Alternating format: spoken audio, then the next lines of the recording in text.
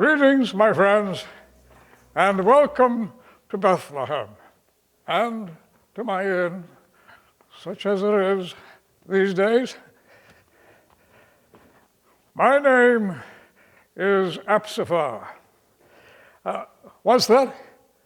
Oh, yes, your animals are safely tethered and fed. I've looked after them myself since I only have an old man left here to help me these days. Yes, oh, hard work that, and dangerous too. Yes, one of you here owns a very angry camel. Yes, almost bit my arm off, would have, had I not punched him hard in the nose several times. Oh, well, no matter. They have closed the gate from the road. So, should any of Herod's guards or Roman soldiers come this way, we'll know ahead of time, because I've sent old Simeon up onto the roof to keep watch. So, we'll know ahead of time if any come this way. So, what I want you to do then is to quickly and quietly disperse to the sleeping quarters at the rear. I don't want them to find us gathered together here like this. Oh, no. Yes, the authorities hereabouts are wary of groups gathering behind closed doors.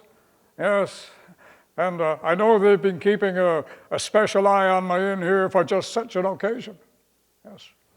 So, should soldiers come banging on the gate, I'll meet them outside in the yard after you have quietly settled in. And I'll tell them you're a group of pilgrims on your way to Jerusalem, and that having arrived exhausted from your travels, you've retired for the night. I'll then offer them a jug or two of wine, my cheapest, to share among themselves and commiserate with them on a soldier's lot. That should appease them. Send them on their way. So, should they come knocking on the gate and all things going well, you have nothing to worry about.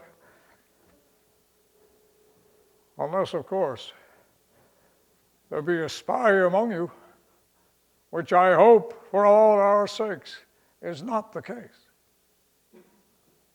During my many years here as an innkeeper, I have developed a sharp eye for spies. So let's see if I can find one among you. Can't say I do. Yes, 2 or 3 Roman spies used to be some of my best customers. That was during a time, of course, when traders and travelers from many lands frequented my inn. Don't anymore, though. Oh, no. Not since I came under suspicion of having been involved in an intrigue against King Herod. And since Roman soldiers came here, beat me near to death, ransacked my inn, robbed me of some of its contents. Yes, soon after that I sent my wife and daughter to the safety of relatives in the hills. Because of that, I should tell you that my inn is not as comfortable or as accommodating as it once was. Only have old Simeon up there to help me these days. He's not much of a cook, I can tell you. Simeon! Stay awake now. Don't fall asleep like the last time. Don't worry, I'll keep an eye on him. He's a faithful soul, really. Truth is, I could not keep this inn running, such as it is even today, without him. Yes, well, I should also tell you that I don't have very much in the way of food to offer you. You see, for some time now I've hesitated going into the marketplace in Jerusalem for supplies, for fear that one of Herod's henchmen would spot me and probably I'd end up in that black pit of a prison of his. Yeah, that would be the end of me.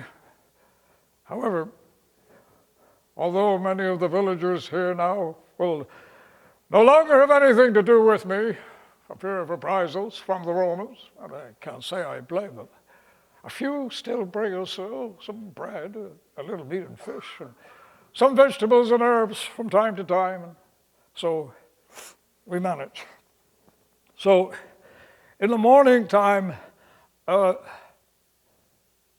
perhaps we can share what food I have. What?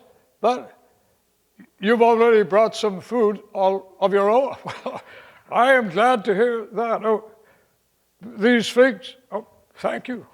Thank you, my friend. Oh, what a treat. Dates, too. Oh, delicious, thank you. Long time since I've eaten fresh steak. Pretty much that they get between your teeth.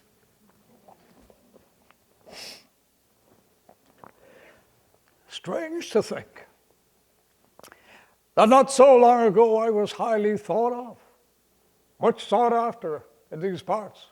Oh yes, you see, I was not just the innkeeper here, oh no. Because of my birthright in Greece, my travels, having been a trader, the good strategic position of the inn here on the road into Jerusalem, I was appointed as agent, fostering greater communication, commerce between the various peoples here, the Romans, Greeks, Jews, and others, especially between those who historically, just distrusted and hated one another, as some did. Yes, this much troubled land.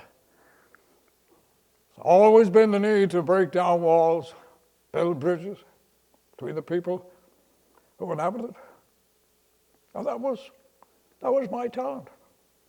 Because of it, I was in good favor with the authorities.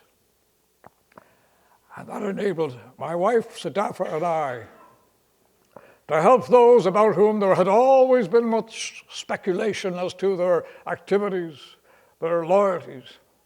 I'm talking about the Essenes, the pious ones, as they're sometimes called. Yes, most of whom live reclusive lives in remote places, sometimes coming out into the world to preach and do good, helped by people like my wife and myself.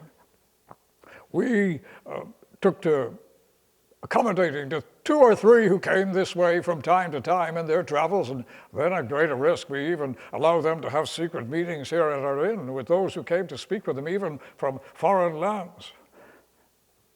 Why do we do this, you ask? Well, the best person to answer that, my friend, would be my wife, Sadafa, if she was here. Because it was of her interest in their activities, belief in their purposes, that I got involved with them in the first place. Not that I resent having done so or what happened as a result. However, the Romans suspected that they harbored militant zealots ready to rebel, and of course they spied on them. The temple authorities questioned their adherence to religious law. The Pharisees, of course, the pompous Sadducees resented them for their piety, sincerity, and simplicity, something I could not quite understand. Yes, they did not oppose those in power or the priesthood. They lived simple, pious lives, sometimes keeping themselves totally apart from the world. Yes, and because of what's happened here to me and my inn during the past 2 years, I feel as though I have become as one of them, isolated, spied upon, frowned upon by some, treated harshly by others. Don't get me wrong, I'm not complaining. I did what I did. My heart is glad because of it. Whatever I've had to endure during the past 2 years, little price to pay, but what I was privileged to experience and participate in. But enough about me. I admire you for your courage, conviction, coming all this way to find out if the rumors you have heard where you're from about the Messiah's having been born here 2 years ago are true. Well, of course, you're not the first to do so. Oh, no. Others have been here before you, some from far away places I've never even heard of. It always surprised me that news of the events here in Bethlehem traveled so far and wide. Given that we tried with good reason to keep them to ourselves, how could we?